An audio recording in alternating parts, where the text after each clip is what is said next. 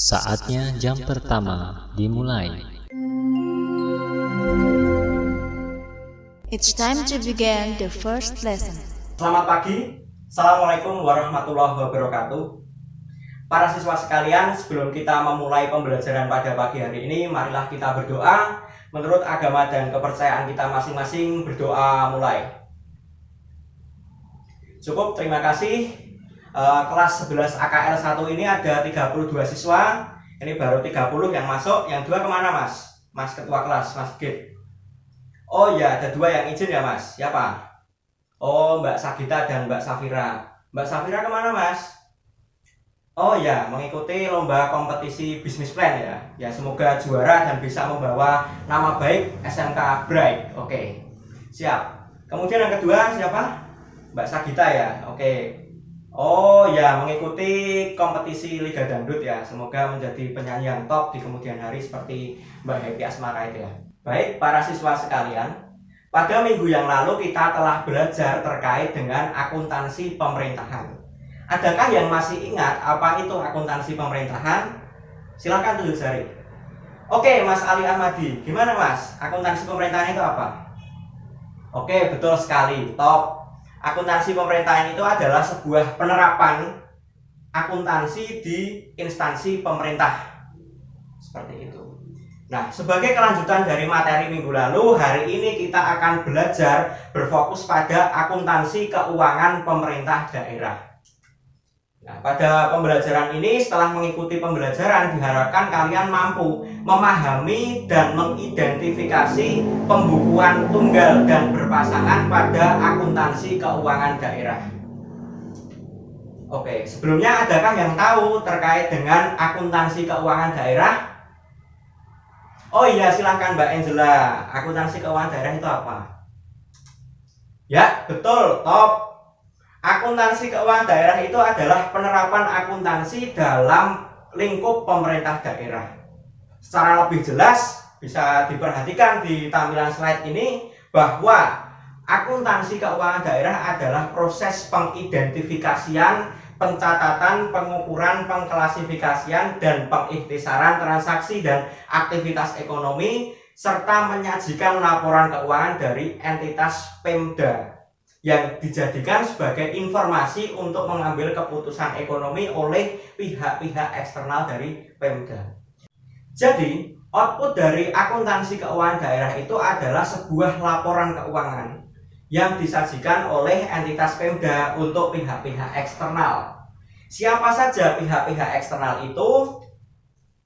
Nah, pihak-pihak eksternal itu meliputi DPRD Provinsi, DPRD Kabupaten Kota, BPK, investor, kreditor, donatur, analis ekonomi, dan pemerhati Pemda. Dalam hal ini misalnya LSM gitu ya. Kemudian masyarakat, Pemda Kabupaten atau provinsi lain, dan juga pemerintah pusat seperti itu. Nah, pihak-pihak ini menggunakan informasi keuangan yang dihasilkan oleh Pemda itu untuk kepentingan-kepentingan tertentu seperti itu. Nah, akuntansi pemerintah daerah itu memiliki 3 tujuan, yaitu yang pertama adalah tujuan akuntabilitas. Nah, akuntabilitas ini memandang bahwasanya di dalam sebuah pemerintahan daerah, keuangan daerah itu harus diungkapkan kepada masyarakat, harus dilaporkan kepada masyarakat secara transparan sehingga masyarakat itu mampu mengakses. Nah, ini juga diperjelas dalam UUD 1945 pasal 23 ayat 5 seperti itu. Nah, yang kedua adalah tujuan manajerial, di mana pemerintah daerah memanfaatkan informasi yang dihasilkan dalam akuntansi keuangan daerah itu sebagai bahan perencanaan pembangunan daerah di periode berikutnya. Jadi dari hasil laporan keuangan itu bisa dijadikan dasar sebagai penyusunan APBD seperti itu untuk kepentingan pembangunan yang sesuai dengan undang-undang, efektif, efisien, dan juga ekonomis seperti itu. Yang ketiga adalah fungsi pengawasan. Jadi dari akuntansi pemerintah daerah yang menghasilkan laporan keuangan itu bisa dipergunakan untuk mengawasi kinerja dari SKPD atau Satuan Kerja Pemerintah Daerah tersebut.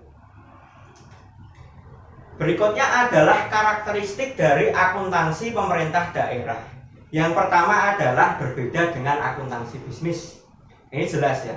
Karena akuntansi bisnis atau entitas bisnis itu bertujuan untuk mencari laba sebanyak-banyaknya, mengejar profit sebanyak-banyaknya. Sedangkan entitas Pemda itu tujuannya untuk melayani kepentingan masyarakat atau bisa disebut sebagai entitas yang non-profit atau tidak mengejar keuntungan semata.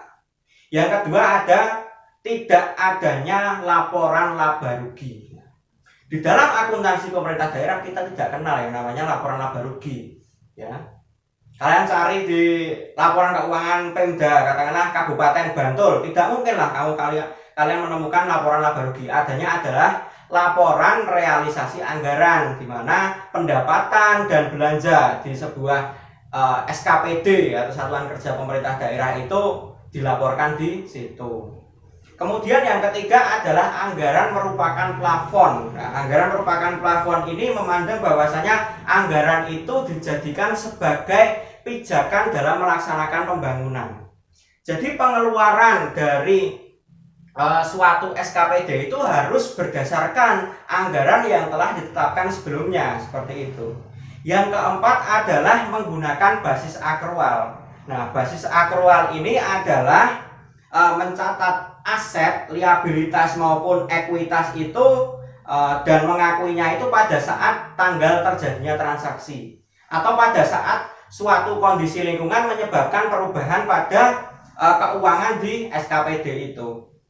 Dan yang terakhir adalah bergantung pada undang-undang. Jadi kondisi keuangan di pemerintah daerah dalam hal ini adalah akuntansi pemerintah daerah itu sangat bergantung pada peraturan perundang-undangan yang berlaku, baik yang ditetapkan oleh pemerintah pusat maupun di pemerintah daerah. Seperti ambil contoh ketika kita membahas terkait dengan basis akrual, ya. Zaman dulu itu pemerintah daerah atau pemerintah pusat itu menggunakan basis kas, akan tetapi sejak keluar PP nomor 71 tahun 2010 maka dilaksanakan pencatatan menggunakan basis akrual, seperti itu. Nah, kemudian sistem pencatatan dari akuntansi pemerintah daerah itu ada dua macam. Yang pertama adalah single entry, yang kedua adalah double entry. Nah, yang pertama adalah single entry, di mana pencatatan transaksi itu dilakukan mencatat satu kali atau secara tunggal atau disebut pembukuan tidak berpasangan. Nah, transaksi yang berakibat pada penambahan kas itu akan dicatat pada sisi penerimaan. Sedangkan transaksi yang menyebabkan berkurangnya kas maka akan dicatat pada sisi pengeluaran. Lebih jelasnya, saudara-saudari bisa melihat pada contoh ini. Misalnya, tanggal 1 Oktober 2020, pemerintah daerah Kabupaten Wetan Kali menerima SKP atau Surat Ketetapan Pajak Daerah sebesar 1.500.000. Kemudian pada tanggal 17 Oktober 2020, ada pengeluaran lain berupa bendahara membayar kwitansi untuk suatu mata anggaran pengeluaran berupa belanja alat kantor sebanyak 1.250.000. Nah, kemudian saudara-saudari diminta untuk mencatat secara single entry. Nah, seperti ini. Kalau single entry bentuknya seperti ini, Mbak dan Mas. Tanggalnya berapa, kemudian uraiannya dicatat, kemudian ketika menambah kas maka dicatat pada sisi penerimaan. Nah, ketika mengeluarkan kas maka di sisi pengeluaran, seperti itu. Seperti contohnya di sini di kolom uraian diterima SKP daerah tertanggal itu, kemudian karena itu menambah kas maka dicatat di sisi penerimaan. Nah, sedangkan pada yang transaksi kedua karena itu mengurangi kas, ya, dibayar kwitansi dicatat uraian, kemudian pengeluarannya 1.250.000. Kemudian di total penerimaan dan pengeluarannya berapa, kemudian dilakukan pengurangan untuk mengetahui selisih dari penerimaan dan pengeluaran pada periode yang bersangkutan. Seperti itu. Kemudian yang kedua adalah double entry. di mana pencaratan transaksi itu dilakukan dengan mencatat 2 kali atau yang disebut sebagai sistem pembukuan berpasangan. Nah, mencatat ini bisa disebut sebagai menjurnal. Jadi kalau kalian belajar akuntansi bisnis atau akuntansi di pemerintahan ada istilah menjurnal, berarti sistem akuntansinya menggunakan pencatatan double entry atau pembukuan berpasangan seperti itu. Nah, ada 2 sisi, yaitu sisi debit dan sisi kredit. Debit itu ada sisi kiri dan kredit itu adalah sisi kanan. Nah, pencatatan menggunakan double entry ini didasarkan pada persamaan dasar akuntansi. Nah, kalau di akuntansi bisnis kita kenal sebagai aset sama dengan liabilitas ditambah ekuitas, maka kalau di akuntansi pemerintahan itu aktiva ditambah belanja sama dengan utang ditambah ekuitas dana ditambah pendapatan. Seperti itu ya teman-teman. Nah, kemudian kita latihan soal ya, contohnya seperti ini. Contohnya sama seperti yang tadi ya.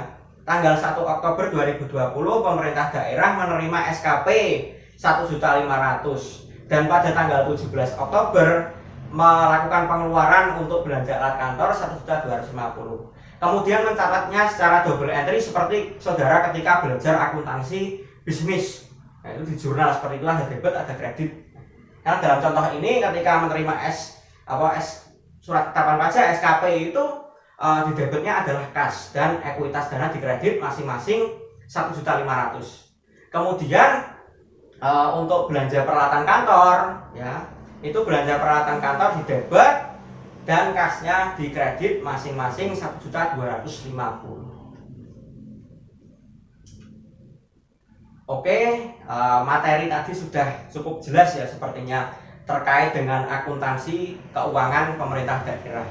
Nah, untuk memperjelas pemahaman kalian, silahkan nanti dikerjakan 2 soal ini, yaitu jelaskan perbedaan basis akrual dan basis kas pada akuntansi pemerintahan. Dan juga kalian diminta untuk memberikan pendapat, kelebihan dan kekurangan dari pencatatan single entry dan double entry. Nah, silahkan nanti dikerjakan dan tugas itu silahkan dikirim lewat email saya maksimal H-1 sebelum pertemuan mata pelajaran akuntansi pemerintahan di minggu yang akan datang. Oke, Mbak dan Mas sekalian, di minggu depan kita akan belajar lebih detail lagi, belajar lebih jauh lagi terkait dengan persamaan dasar akuntansi pemerintah daerah. Yang ini juga hampir sama dengan akuntansi bisnis, tapi ada perbedaan-perbedaan sedikit. Kalian pasti penasaran ya? Oke, tunggu pembelajaran saya di minggu depan. Oke, Mas dan Mbak sekalian, berhubung ini waktu sudah hampir habis, marilah kita tutup pertemuan pada pagi hari ini dengan berdoa menurut agama dan kepercayaan masing-masing. Berdoa mulai. Berdoa cukup, terima kasih atas perhatiannya. Jangan lupa tugasnya dikerjakan. Semoga kalian selalu dalam keadaan sehat. Saya akhiri, wallahul muwaffiq ila aqromit thoriq. Wassalamualaikum warahmatullahi wabarakatuh. Saatnya istirahat. It's time to have break.